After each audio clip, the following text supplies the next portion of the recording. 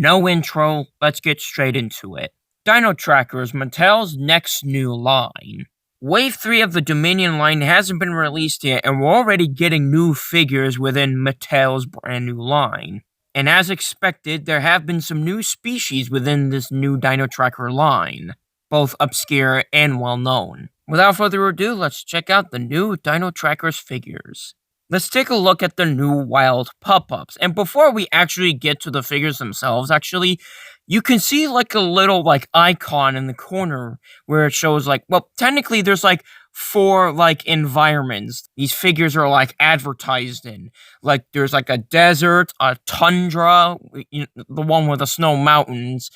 There's also a jungle and a beach or coastal area. This, for me, gives me heavy Camo Extreme vibes. For some of you that don't know what Camo Extreme is it's released by Hasbro, and it kind of has a similar premise where these dinosaur figures are these environmental dinosaurs which have colors that blend in said environments. For example, there's something like an Arctic T-Rex, a swamp Spinosaurus, and a swamp T-Rex, a nighttime Velociraptor, and a jungle Spinosaurus, which is by far the most fan-favorite figure out of that line. And it's nice that Mattel is having their take on this idea.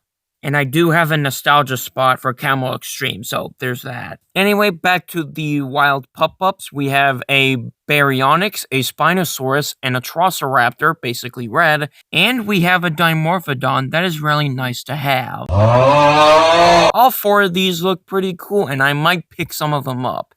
Anyway, let's get to the main line figures. The first ones we'll take a look at is the Danger Packs. The first one out of the four we're going to be taking a look at is the Baby Brachiosaurus, and I have to say, I actually quite dig this figure. This is something that I'm definitely going to get, because you can't have enough Baby Brachiosaurus in the line, let alone other baby dinosaurs. It'll be pretty cool if we have an adult Brachiosaurus that has similar color scheme to this, but then again, that's just absolutely wishful thinking. And that's it really for this figure. I just want another Baby Brachiosaurus. The next figure we'll take a look is the Austroraptor, and this creature is a desert one. Like the previous figure that we talked about, the Baby Brachiosaurus, that was like a tundra or snowy mountains creature.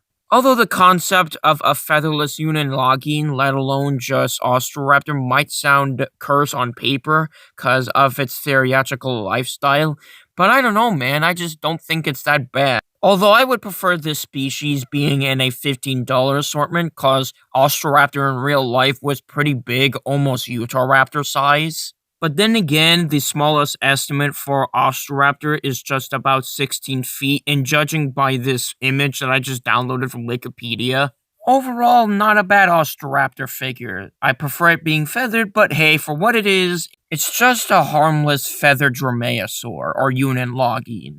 Next up, we have another good one, that being the Elafrosaurus. And this one is a jungle creature. I really dig the paint job on this one, especially at the head. And honestly, nothing much else to say, it's just something that I just really dig. And the last of the Danger Packs we have is the Nothosaurus, and it's another cool one. Even though the one from Camp Cretaceous has slightly more colors, but overall, it's a canon species that I just want to get from Mattel. Nothing more, nothing less to say. It's really cool. It's an aquatic creature. Well, a semi-aquatic creature, but, still aquatic as well. Now let's head to this line's $15 assortment, that being the Wild Roars. The first one we'll take a look is the Eocarcharia, and I think this is a really neat looking figure. Sure, it has similar colors to the Slash Roaring Therizinosaurus or whatever, but I still like it. It's a Carcharodontosaurus in the line, and I think it's really cool to have more of those. And it has feathers, which it's very possible that Eocarcharia didn't have that. But hey, it's great for Mattel to appreciate feathered dinosaurs, even putting them on species that most likely never had them. The next one we have is the Kronosaurus, and I love this one. Love the color scheme. It's just that this might be the best aquatic creature figure Mattel has ever done so far. It is very rare that Mattel does an aquatic creature once in a while, like 1 to 2 per line. The next wild roar we have is the Dryptosaurus, and I'm not that interested on it, honestly. Like, the big spikes are a little goofy. I do like the head and the color scheme, but this is actually one of the figures that I might actually skip out on. I'm not saying it's a bad figure, and I don't hate it. I think it's a pretty decent figure. It's just that I'm just not that interested in it, and I just want to save up a little bit of my money. Overall, not a bad figure, just not that interested. And the last of the wild roars we have is the Diabloceratops, which is another cool figure, but I'm probably gonna skip on it too, cause that I just prefer the Beast of the Mesozoic Diabloceratops more.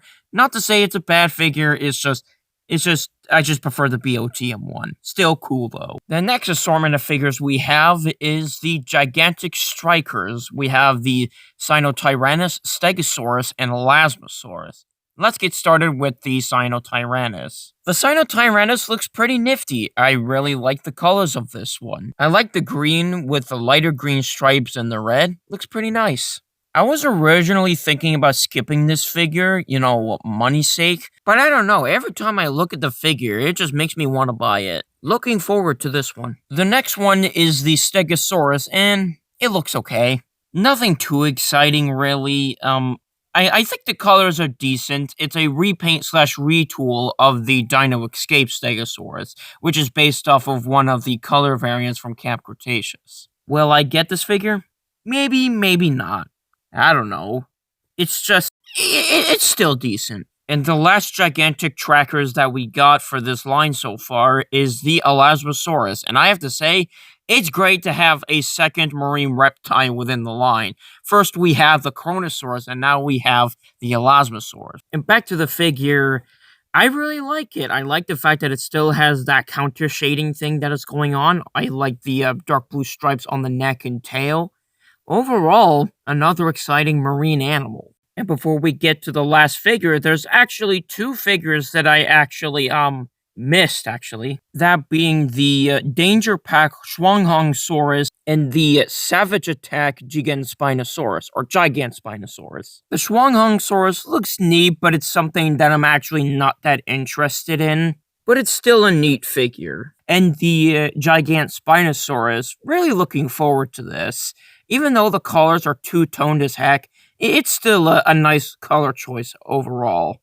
And the last figure that we have for this line so far is the Strike and Attack Indoraptor. Yeah, an Indoraptor.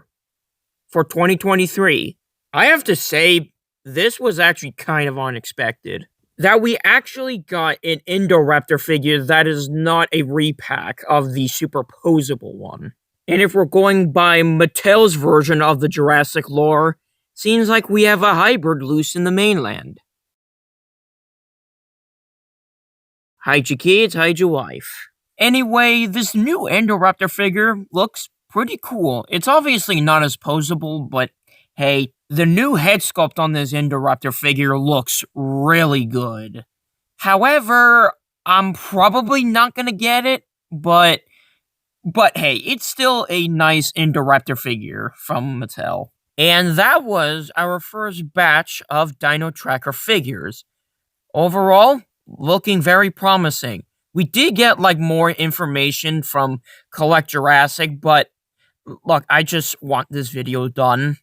Make sure to like, subscribe, and have a nice day.